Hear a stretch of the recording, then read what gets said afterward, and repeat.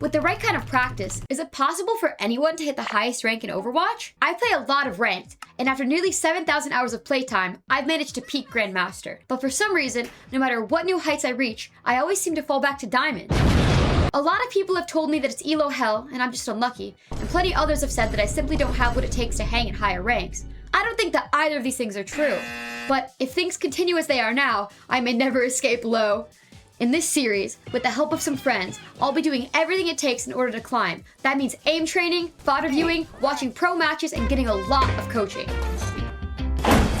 This is Skill Ceiling, the series where I intend to prove that anybody can hit champ as long as they have enough time on their hands. Before we get into it, can you introduce yourself to the stream and the YouTube video? Sure. Hello, everybody. I am iddqd, mostly known for playing Hitscan. Played in Overwatch League, played in a few notable teams like Energy and Fnatic, and I'll be doing some VOD reviewing, helping out Sunshine today. So the way I do coaching and the way I do VOD reviews is I don't give a shit about aim. I don't look at that. You wouldn't be here if you didn't have decent enough aim. That's how I look at it. Okay. Aim is not something that I can tell you XYZ. It's like going to the gym, right? Like, you just got to practice, do your Kovacs, do your stuff, do your routine, play a lot, and naturally it'll come to you. What I like to focus on is cooldown management and positioning.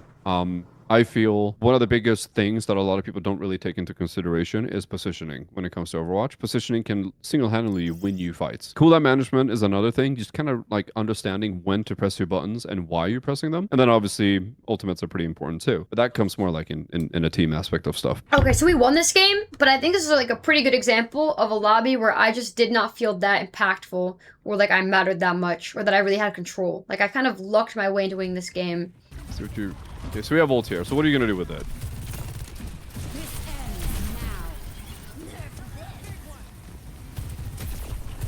So what was the reasoning behind ulting there? I mean, we're using Kitsu. The tank is inside of us. I think, I think we're, I don't know. I just think it's time to go. Yeah, the problem is, I agree, naturally, but don't ever ultimate without actually seeing anything or seeing anyone. Because like the thing that you have to keep into account is that the higher rank you go to, the smarter the players become. And in this scenario, all you can see is D.Va. We don't even know if she has cooldown on for defense matrix or not, but she can effectively just completely shut out your ultimate for the entire duration if she wants to.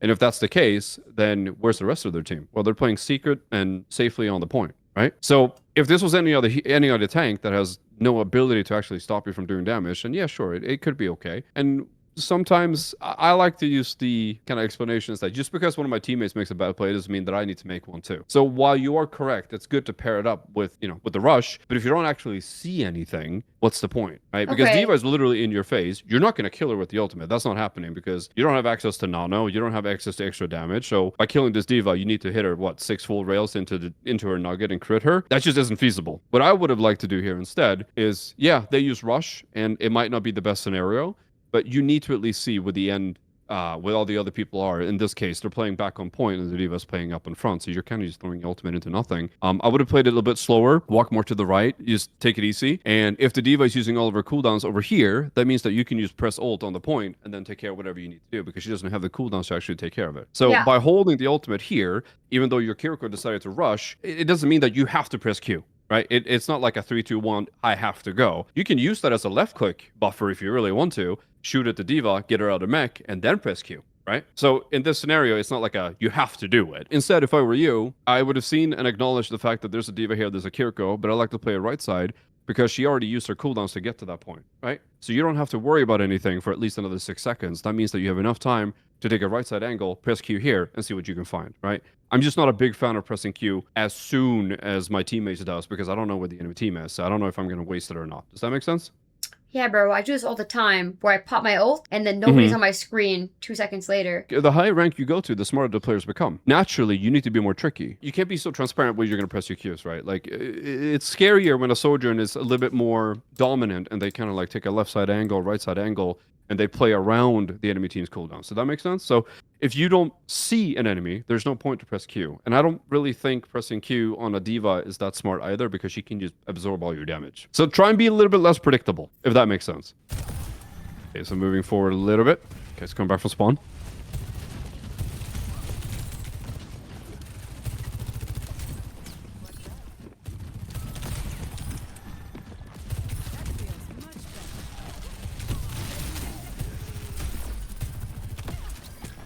Little bit scary.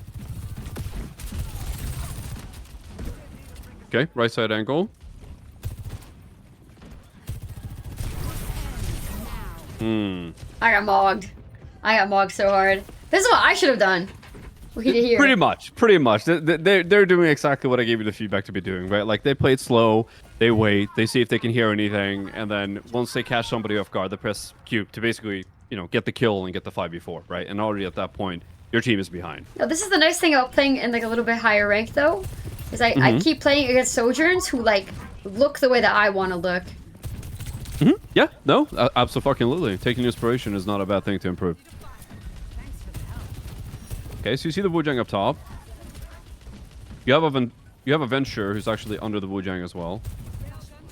Okay, they move out. Your Venture's still there. D.Va charges at you.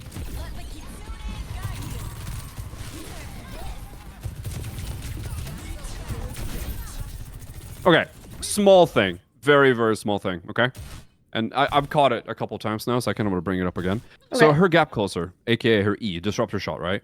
Yeah. So I feel like you try to direct hit targets with it. Is there a reason behind this? Oh, because it does damage to them? Right. But the way I like to use it is I like to predict where the enemy's going. I don't want to throw it right at them in the middle of combat. Instead, in this situation, if you slow it down here, you'll see what I mean.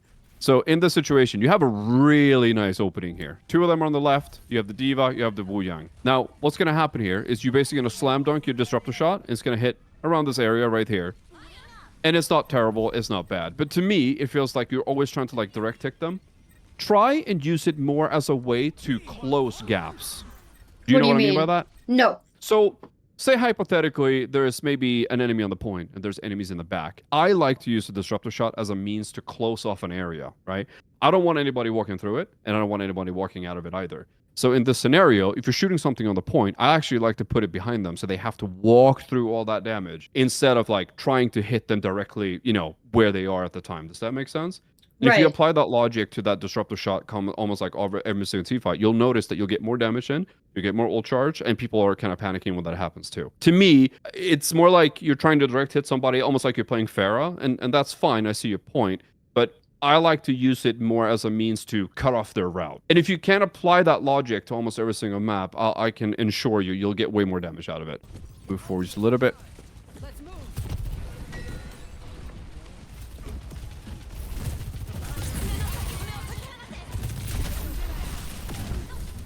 You guys are mimicking each other's movement.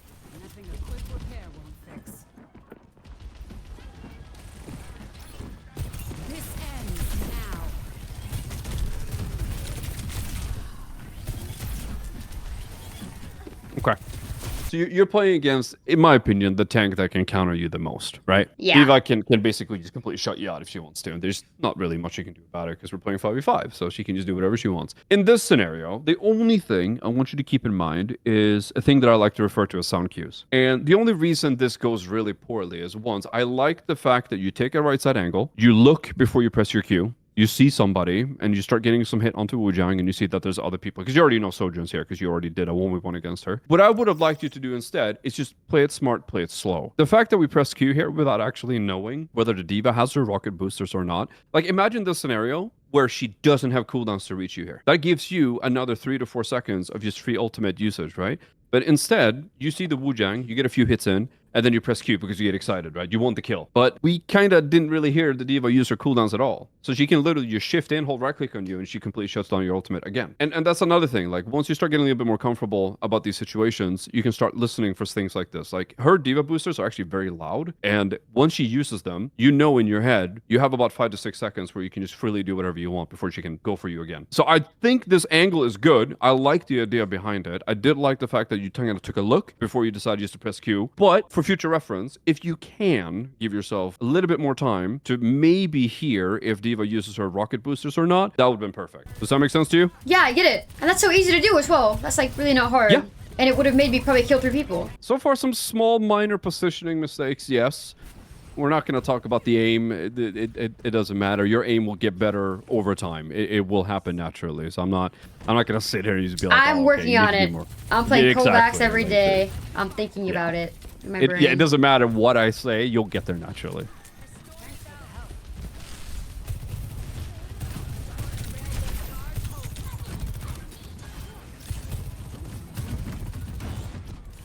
Okay, so I don't know if you notice it yourself. I'm going to see if you can pick out what I'm about to say. You could tell me where the point is? No.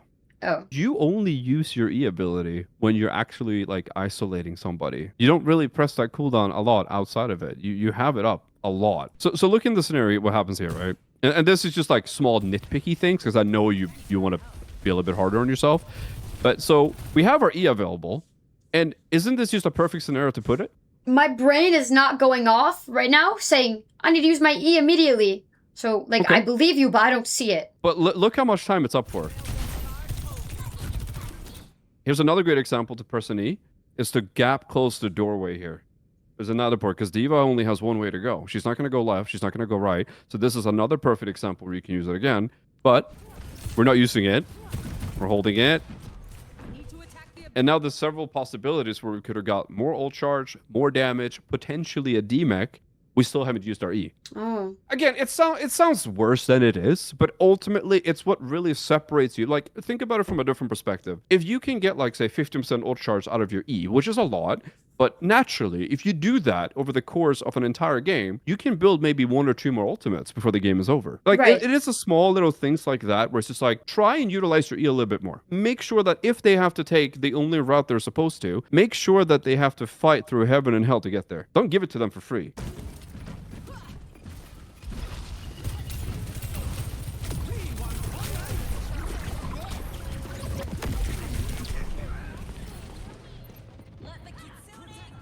That's rough. I'm gonna go back here. Okay. Your reasoning for dropping off high ground is what? There's a Wu Yang to the right of me. I can hear him with my ears, even though I didn't see him. Okay. And he's ulting, and so I don't want. Well, to he's be over ulting there. the Tracer. Yeah. In my head, right? But you don't really know that there's more people behind it. You know there's a Wu Yang. So No, I only know you- there's a Wu Yang. I don't know about Tracer or the other person. So let's play with the idea that it's just a Wu Yang. Why are you scared of a Wu Yang? Because he's ulting. Okay, he's ulting. And don't you have the best utility in the game to get away from it before it pops? This is true. So why are you afraid of him and he's not afraid of you? Let's just completely disregard the fact that there is a soldier over there and there is a Tracer. We didn't know that at the time. But I'm just playing as if there's only a Wu Yang solo ulting himself and he's chasing you down. Why are you afraid of him? Should Because it if be I the other way around? die, it's just genuinely over, you know? Okay, but in this case, this D.Va is doing a play here, so we have to at least assume that she has ultimate, because otherwise, why would she go straight up in the air and take all this damage, right? Like, so we can kind of deduct the situation that she's going to pop her ultimate. You are safer on high ground than you utilizing utility to run into the middle. Even better yet, if you're dropping high ground, why aren't you just dropping, like, you know, into a safe space over here, for example? No, Why I are agree. you This running makes way more sense because my team can actually help me here if I'm so scared of dying. But what you do is you panic because the Wu Yang is chasing you. That's what we think, but we already know what's actually happening. You then decide to use your utility because you need to escape from the D.Va ultimate, which gives ample time for this Wu Yang to actually catch up to you and hit you with the ultimate. The idea that you had, that you wanted to get away from Wu Yang when you can actually just wait until the last second and then pop your utility to get away from that ultimate, it doesn't really make sense. And then the biggest issue that I have with this is, talking in a perfect scenario, you're also utilizing your utility to get completely in the open, which enables everybody else in the enemy team to shoot you, because now you're stuck in the open, you don't have your ultimate available, so you can't defend yourself, and your team is playing on the point. In this case, if I were you, and I'm scared of the Wu Yang, I would use my utility to get into safe haven, which is close to my team, which is back here. Yeah, this is way better. No, I really see it. I understand. That's good. That's good. So she pops ultimate. We try to get away. We hit the wall, and then we died to the Wu Yang ultimate because it was the Tracer. Dude, right? it's But we so didn't know that at the crazy time. because in my head, when I die here, I thought you were going to say, oh, unlucky. You know? Because that's what I felt when it happened. It's like, oh, unlucky, they just targeted me. Whatever. See, it's good. It's good that you provide me with replays where there are plenty of mistakes of happening, because this is really how you do get better. Like, just the mindset and thinking differently.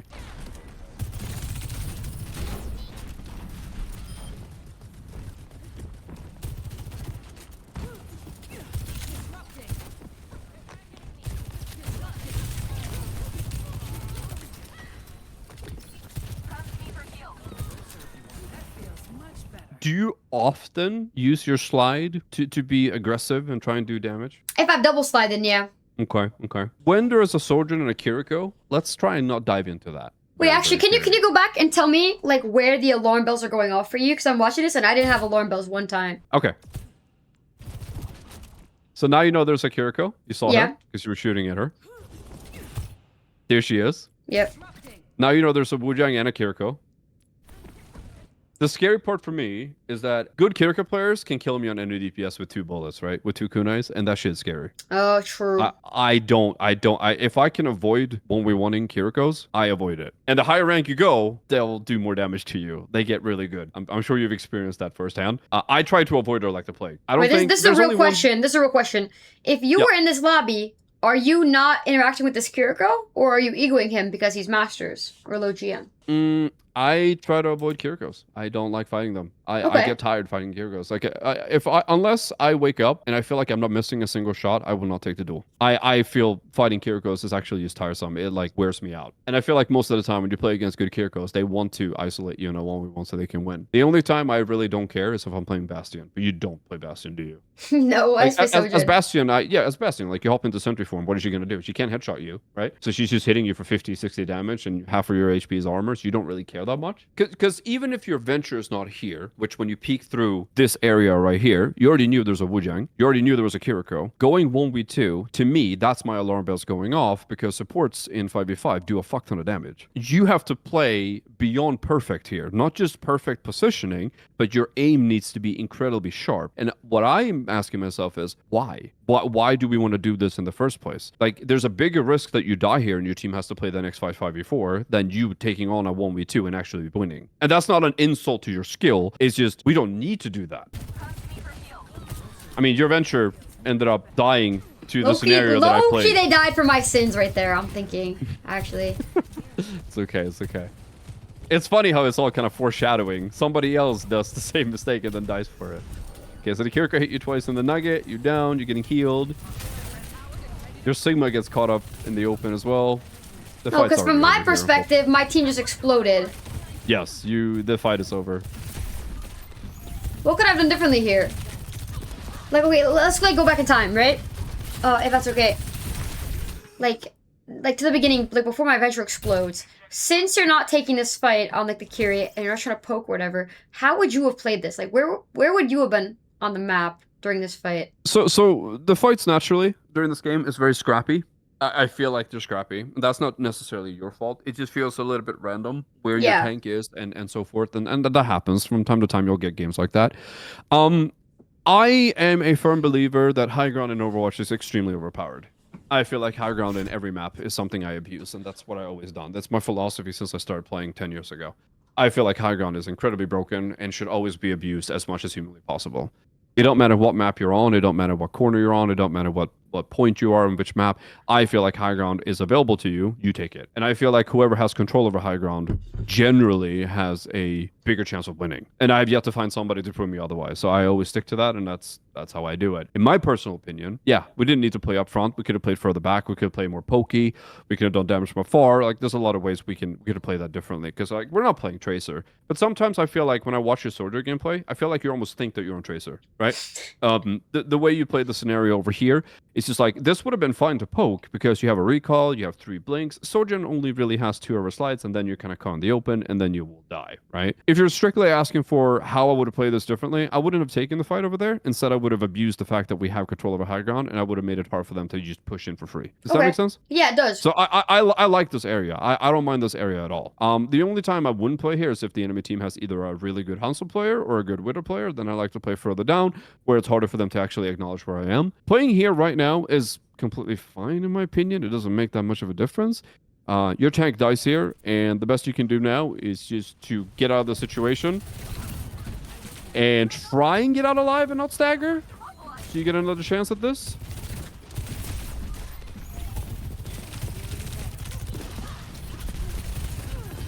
Your venture almost got the Tracer there. That's good usage of the E. You literally demech her because there's so much damage. So that was a good example of using your E. Okay. Good kill the D.Va. Good ult usage as well. Keep the momentum. Really? Because this is kind of doinky because there's one on my screen. I thought you were going to say this is bad. No. Okay, so in my personal opinion, I think this was completely fine Soldier gameplay. So I'll walk you through it, the reason why I think it's good. Starting from this, here, we're on the back burner here. They overextend. You make a huge play with your E. She takes a fuck ton of damage. You demech her. And the time is ticking, right? We somehow have the point. I'm not really sure. No, we don't have the point. Never mind. We need the point back. You then wait. You see the Wu Jiang. You look to the right. You see the Sojourn, and you see Baby Diva. You get the Baby Diva, and you already know that there's 2 supports here because you already shot at the Wu Jiang and you saw the Susu. So you already know that there are 2 targets here, right? So I actually think that this is textbook Sojourn play. I think this is okay. This is what I like to refer to as riding the momentum. And I think this is completely fine because this wasn't one of those scenarios where you kill the Diva and you feel excited and you press Q without seeing anybody. You actually saw 2 possible targets here. You killed the tank, meaning you can just ride the momentum and do the best out of a bad situation, right? You could make an argument and say, oh, we already won the fight. It's not really over till it's over, is it? I think this is fine. I have no problems with this. I probably would have done something similar in your stead, so this is not an issue. Kiriko, unfortunately, then goes away. She TPs, which is unfortunate, and the Wu Jiang uses his utility to get the fuck away from you, and boom, this is where we are. I think that was completely fine Sojourn gameplay. Got it. We get the point back. Now I want to see how you play this. Okay, your Sigma is all by himself up top. Okay, so we take high ground here. Good.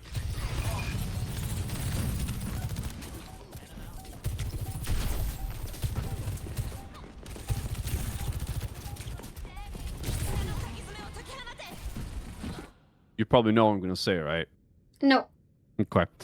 So the Diva, a little bit previously. I know. Wait, I know. Yeah. She used her boosters to try and get to somebody over here, and she doesn't have her cooldowns, and we still aren't using our E. Oh, nope. That's not what I thought you were going to say. Ow. Never mind. Yeah. So the reason you were able to demech her when she overextended over that area is because she used her rocket boosters to get to you. You then pop your E beneath you, and she stands in it while you do insane amount of damage, and then you demech her, right? There was an exactly similar scenario here where she had no idea where you were. She pushes in, and you have free high ground. A great opportunity to slam an E on the bottom and just demech her instantly. But we're holding it. We've been holding it the entire time. I can show you right now. So here's... You just recently used it, right? Nothing's really happening. Cooldown's coming off here. 4, 3, 2. Great positioning, by the way. Now we have it available. Would have been a perfect opportunity there.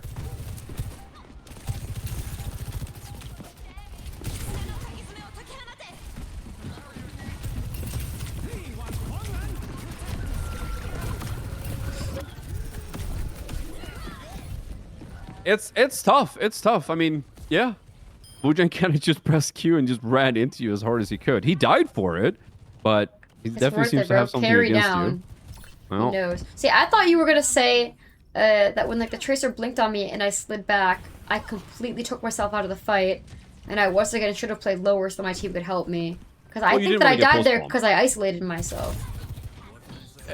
In a scenario like that, when the entire team fight is actually occurring on the point itself, and it's kind of like, because like this will come with you as more you play, and the more I kind of like poke at you and I say sound cues are very, very important. We heard, well, in my head, I heard the rocket boosters go off. I knew the Sojourn was playing on the opposite side of you, and you were sort of aware of it too. No one really has like easy access to get to you, but the tracer. Playing safely there and making sure that you don't get pulse bombed or caught off guard, I think it's worse if you die there.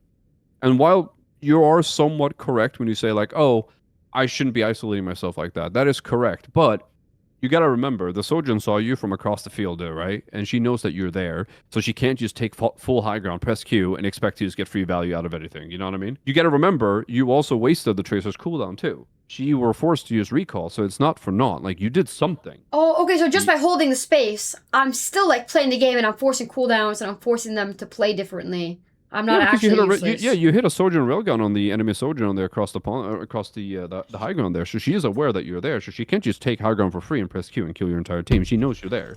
On top of that, you wasted 2 blinks, and you got her out of recall, so she's out of the fight for a brief moment. So it's not completely useless, no. I don't think so.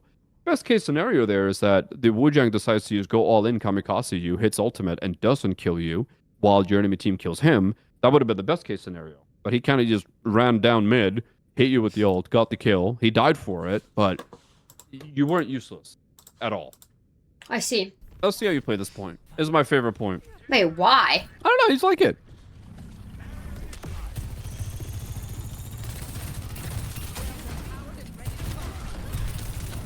Okay. That is, I don't like that at all. Okay. What? Okay, I'm Let's listening. go I'm back. listening really closely with my ears right now. Okay, I'm just gonna replay this one more time. Okay. Take it slow, take it slow. Okay, so Ryan's there. Now, you have two people on your left, right? True. What is the scariest part about this scenario? Is it the Reinhardt in front of you, or is it the soldier and Bojang on the left? No, it's a Sojourn. I'm so scared of her. And what do?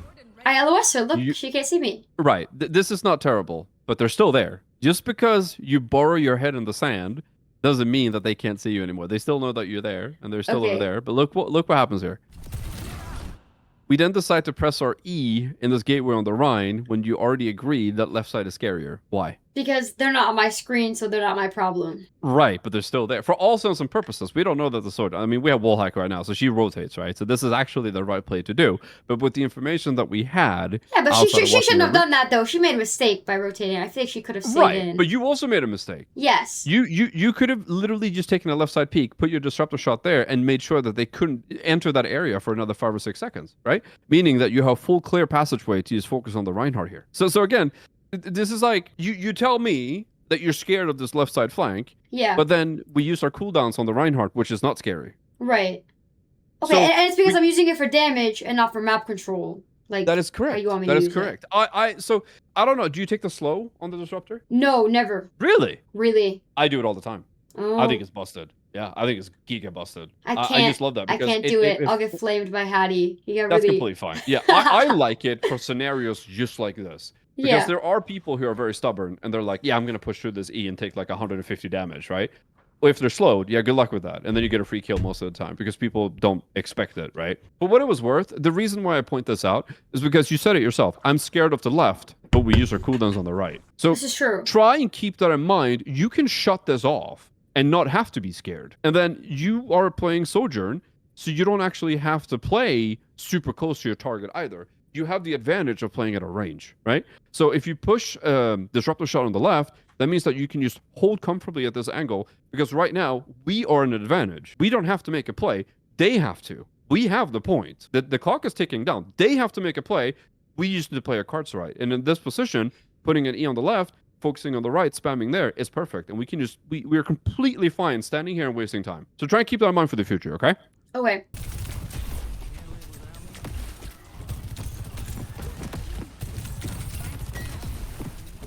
That is ballsy. Okay. Really? Is that scary to you?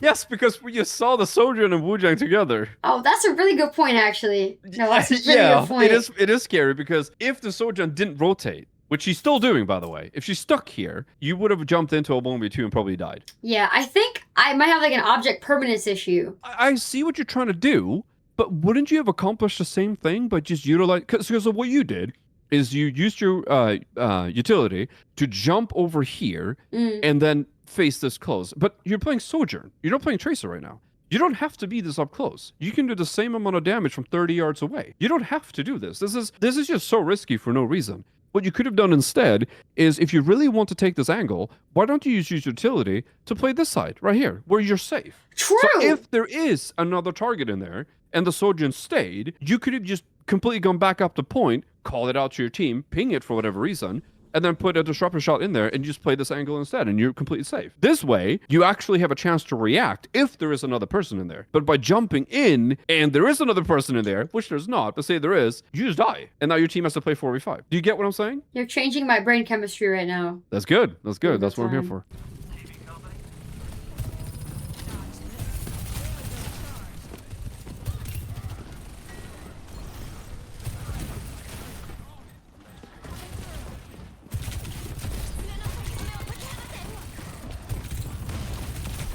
I want to see the outcome of this before I say something. Okay. Now here's another issue.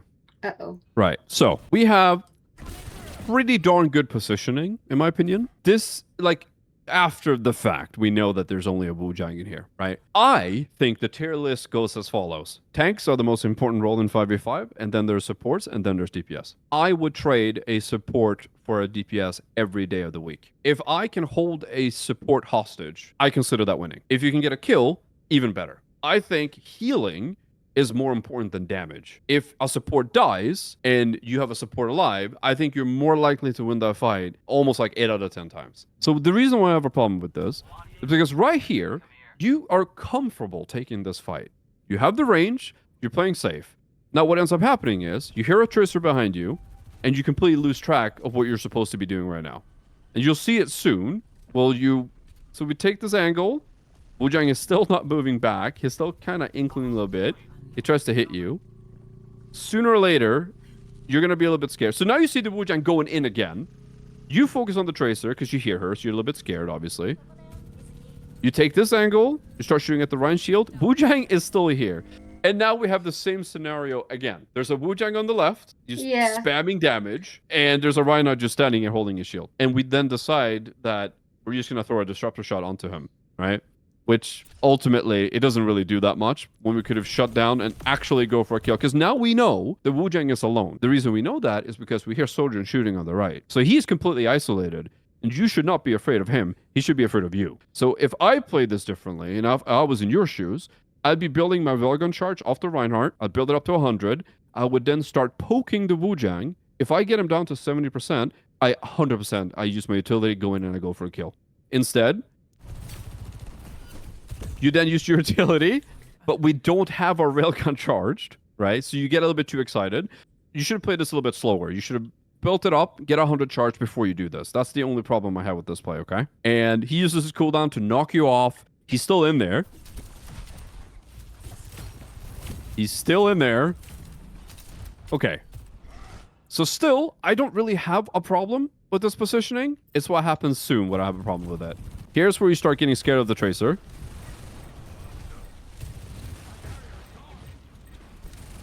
Okay, so she obviously went for you, but you're the person who has a fully charged railgun. Yeah. Why are you running away from the tracer? True. You are at a massive advantage here. He should be so scared of me, but I'm so scared of him. Right, so you run away, try to look for the Wu Jiang, didn't find him. Tracer then isolates you. We whiffed the shot. It happens. Hell pack, good. Disruptor shot, good. I don't mind this at all.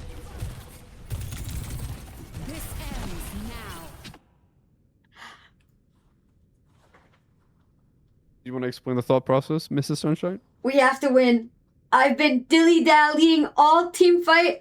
I have to make a play 5 minutes ago. I'm pressing Q because I don't see anyone to build a rail off of. My Mizuki is not alive. Well, the only thing you saw was Kiriko, and she can just TP away. Okay, I'm not saying it was a good play. I'm just explaining my mentality. I get it. I understand. I've been there, done that too. But wouldn't you have had absolutely insane positioning from this angle pressing Q instead? Not only that, but you also have a health pack. The only problem that I have with this ultimate usage, I see your logic. I understand where you're coming from. But it's not good to press Q preemptively against a Kiriko. I'm not going to say it. I just think Kiriko is beyond broken in this game. And even after the nerfs today, I still think she's mandatory. She's too good. But pressing Q against a Kiriko you can just TP away is generally not good advice. How this should have gone anyways is that you need to see what you're trying to ult first, right? You always need to see what you're doing. We've already caught you doing this twice before in this game, right? And I think you need to be able to visually identify what you're trying to ult before you press Q. Otherwise, we end up in situations like this where you just don't know. You're in a situation right now where there's a 30% HP Sojourn jumping in front of you. Now, I don't know if you're going to kill her or not. However, do you get what I'm getting at? When I'm saying that, it's always better to identify what you're trying to shoot at before you press Q. Because we've already wasted half your ultimate and we've only shot once and there's just nothing to shoot at, right? It's just a waste. I get your logic though, but we need to be a little bit smarter with our ultimate usage. You get a really nasty kill on the Tracer, which is pretty damn good. What I would do before even seeing it is I would use my utility, move forward, and kill the Sojourn who's 30% HP on the left because we saw her, right? That's what we want to do. Now, what are we going to do instead? Let's take a look. I love this Reinhardt so much, bro. I'm obsessed with him. So what's the logic behind not chasing the Sojourn there after the Tracer kill?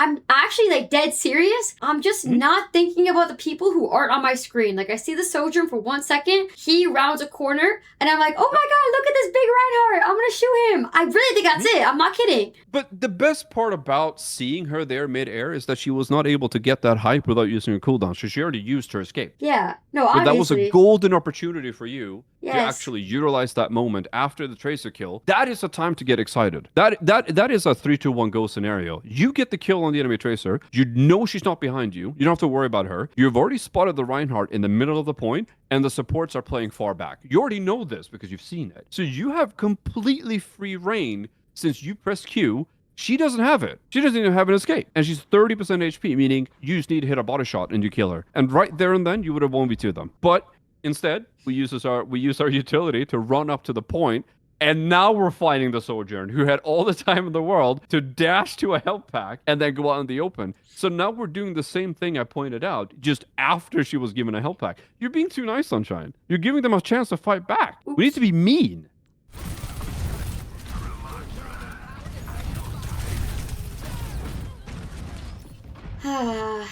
I get it.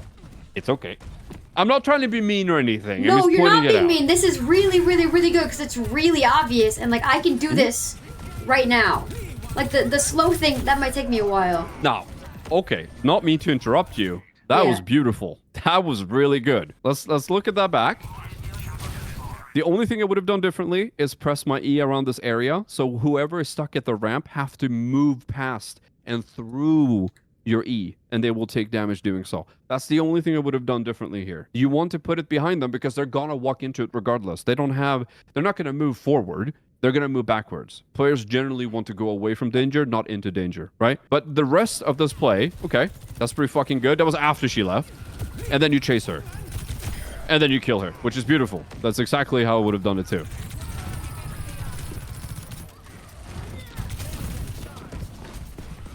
Okay, 55. We can't get staggered here, which is good. We die instantly. All right, let's see how you play under pressure. Last fight territory. Okay, you play main. Wait, I think this is genius, by the way, this angle. It's not bad. You just have to be really careful of cooldown usage. Now we're scared. That is beautiful. Absolutely incredible play. Watch out for the Kiriko. I just want to mention to you, the vast majority of damage you took was literally getting randomly headshot by the Kiriko twice. No one else was even scary to you. It's just a random Kiriko. That's why I'm so afraid of playing against her on any DPS I play. And this is what you really should be respecting. A random headshot from the Kiriko would literally just end you randomly. And there's nothing you could have done about it. You couldn't react to it. That's just the way the game is. All right. And that's why she's so scary. That's why you gotta respect that. Dude, you gotta be you gotta be careful, or Blizzard is gonna take you off of their list. I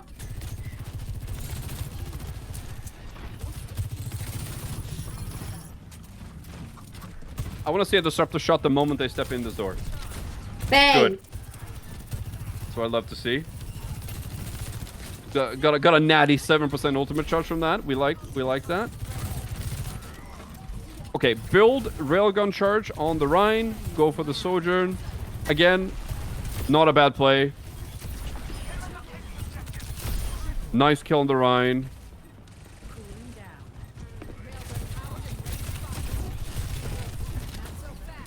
Completely fine. But okay, all of a sudden you're playing like a fucking... Oh my god, you're playing incredible right now.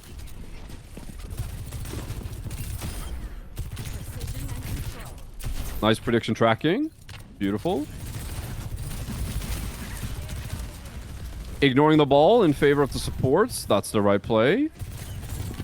It's okay to build railgun charge off the ball to get 100% rail, and then you get that. Okay, so that last point was absolutely beautiful. That's what I'd like to see more of. Again, you can probably see the difference. Like from the first few points that you played, you would press Q preemptively without seeing anything. Here, at the very last point, you'll do damage to something, get them to 30%, and then you start hunting. That's kind of what I like to see. I would like more of that. Okay. Remember also, it's okay to adapt to different strategies, and it might not work out at first, but once it starts clicking and it becomes a part of you, things are going to make way more sense.